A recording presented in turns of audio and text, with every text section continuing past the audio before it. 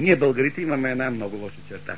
Винаги за нашите неудачи, за нашите неуспехи, ние обвиняваме околните. Никога не търсиме вината в себе си.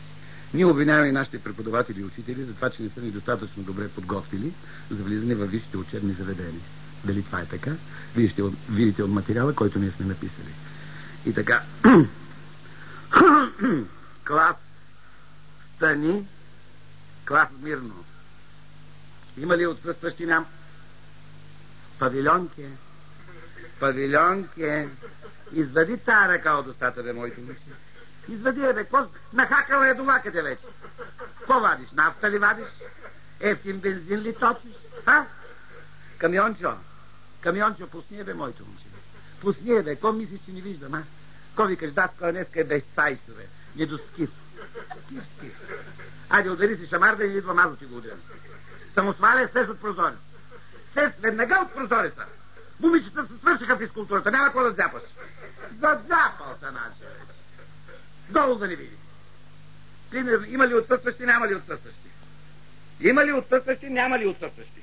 Аз колкото пъти влеза в този клас, те нещо липсва. Онен ден липсваше черната дъска. Няма се очуда някой ден, ако липсва и класната стая. Аз не мога да разбера. Его и това. Его, бе. Фътчо тъп Панчев, цялото му величие. Добър ден, бе. Добър ден. Дал ти Бог добро. Аз ако фана някое дърво. Ти къде ходиш до сега, бе, моето момче? Бях на едно място, падна ми тирантите. Не мога да ги извадя. Ти хубаво, че не си застопнал целия вътре. Аз се лъзнах. Ами опрях в раменете, иначе тя да потъна. Не се смей. Ти можеш и без глупост, а? Можеш. Стай си на мястото. Аз съм дежурен. Моля Боже. Дежурен съм. Моля Боже, той пак дежурен. По член 64. Не ти ли омръзна, бе, моето момче? 6 месеца да висиш на дъската дежурен. Бавно ми тече мандата, бе. Така ли? Я ми кажи, не се смей, казах. Кажи ми, има ли отсъстващи, няма ли отсъстващи? Вчера имаше 4. Поради гъста мъгла загубили на къде училището са дръднали в берерията, ги намеряме 2 кашона. Ти чуваш се какво говориш? Припаднали. Не, чуваш се какво говориш? Какво общо има вчера с днеска? Че днеска ще пада мъгла по физика, бе. Така ли? Аз съм включен на 2 пъти.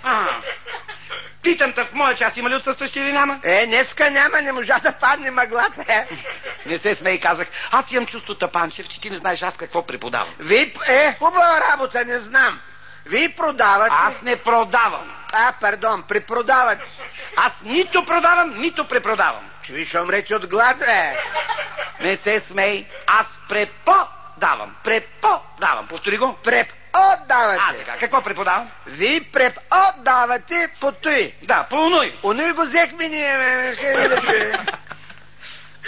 Аз преподавам по литература.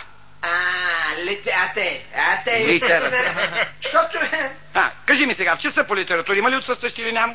Днес няма. Това е. Това е в самото начало се казва. Днес часа по литература отсъстващи няма. Няма, днеска... Значи отсъстващи няма. Цял час ще изпитвам. Че няма ли да каталясате, бе? Не се смей. Смейте се, а? А това, че сме края на срока? Че да не идва сега, ние го чакаем на друга дата, той ще се изтърси. Ти не се обаждай. А това, че сте нацвъкали 2 до 2? Че да не се ги цвъкаме ние. Виж са, говорилна, виж са, ти си първия, виж са. 7 двойки. Че малко ли са, бе? Аз тебе питам, малко ли са? Малко ми. Малко ли? Добре, щом са малко, от тебе почвам. И някой му подсказа, аз 2 на целия клас. Кой ще подскаже, всички сме от мъглата, бе? Добре, Тапанчев, тишина казах. Кажи ми, Тапанчев, какво имахте за домашно? Ние имаме домашно и то много хубаво, ама тати го изпи. Моля? Сърфош! То съде нафта, дет не е пило, ма гледам варела с нафтата и той взе са бландика. Тапанчев, питам те, какво готвихте за домашно? После сърми с бял соса. Тя баба ги завива и не довижда горката, че вместо да сложи ориз в сърмите, сложила на тати барута, той авджия. Лапнем сърмак гръмне. Трябва да ти кажа, че минирахме. Тапанчев. Ме викахме сапьори. Тапанчев, питам те, темата по литература, която дадах на час, коя е? Не дзяпай там няма нищо написано. Имаше кой го е забърсал аз. Темата по... Не ми се обаждай, момиченце. Не ми се обаждай. Много знаеш, като излезеш тук мълчиш като... Пържена цаца, бе. Слушай, шамандуро, темата по литература е... Еде? Еде? Ама аз като гледам, и вие не я знаете, ама искате да ва подсетя, нали? Добре, да кажем, че и аз не я знам. Ти я знаеш, кажи да я знаят всички. Айде. Част от деша я знам. Добре, повтари след мене. Давай. Аз ще дам. Така ще дам, ще хвъкнеш. Да, пък. Глей го. Темата по литература е... Българската поезия... Така... Извор... Извор... Извор, да.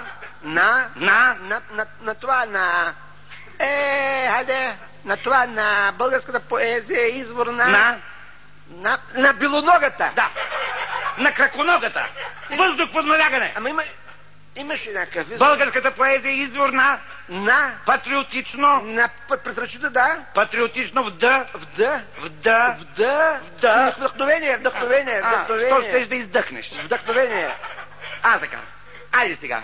Българската поезия извор на патриотично вдъхновение. Да. Айде сега, помисли малко, разбъркай си чарковете в тавана, подреждаш мислите, отпусни се, спокойно, Тишина, вашия другар ще говори. Тишина, казах, не се обаждай.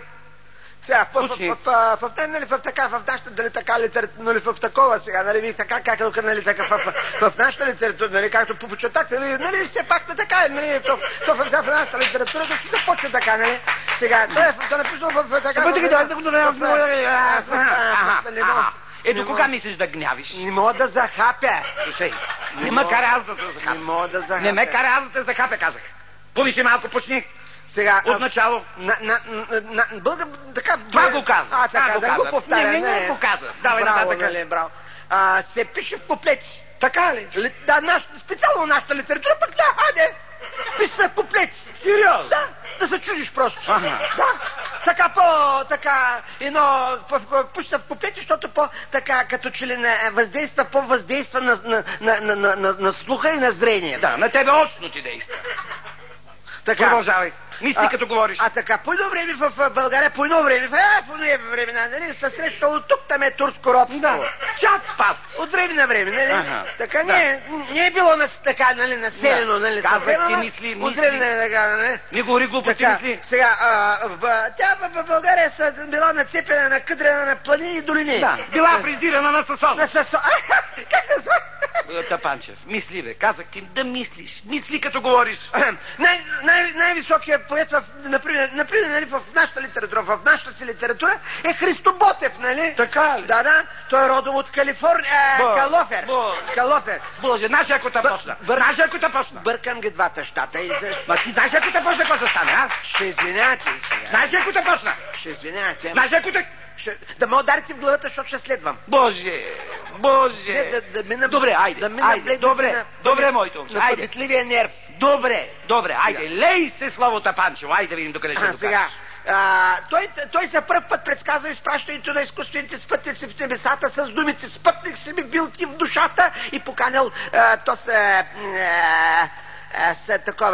Каравелов. Поканал Каравелов да станат са космонавт. Да.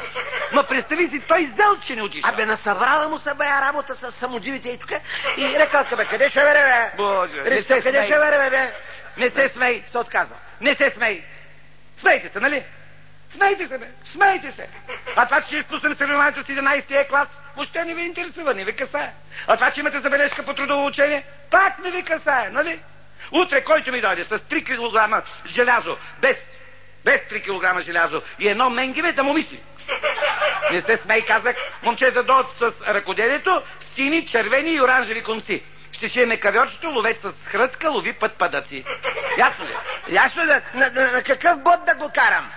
Не, ти ще го фъкаш. Аз ще го фъкам. Ще накарам тебе цял кипровски клим да избордираш. Добре, хайде, продължавай. Така. Продължавай да види докъде можеш да стигнеш. Така, продължавам, нали? Сега, той извикал така, тия с словата извикал, "Хляб или свинец?" Нарочно ги извикал. Така. Нарочно ги извикал направо. Що? Защото така, да дазни турците той със свинец, защото им дели свинско. Направо нарочно го извикал. Така. Така. Сега, следващия път по височина Иван Вазов, нали? Да. Така.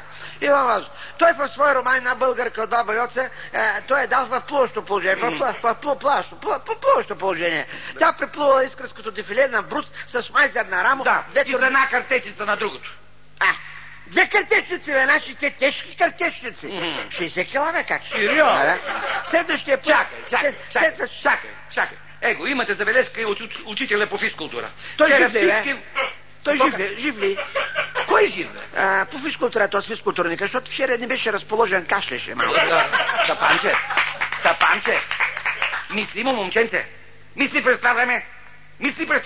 Не ме гледай така като теле. Утре, който ми дойде без бели шорти, да му мисли. Вчера всички момичета са играли по ансузи. Всички утре с бели шорти. Ясно ли е? Моите са от басма, бе. Моля ти се, аз няма да се очудя, ако твоите са от Тензух. Тензуха ме прозира, виждат ме с записките. Така е. И не държат ластик, Тензуха не държа ластик, сулват се. Че оня ден скачаме на козата и фръкна във въздуха, аз се приземих по фантазия. Сериозно? Че всичките ми видя автобиографията, че една бемка имах и не я видя. Айде без глупости. Давам ти последна възможност. Снимай, ако ще говориш. Така. Следващия поет по височина той е Гео Милев, нали? Гео Милев, така.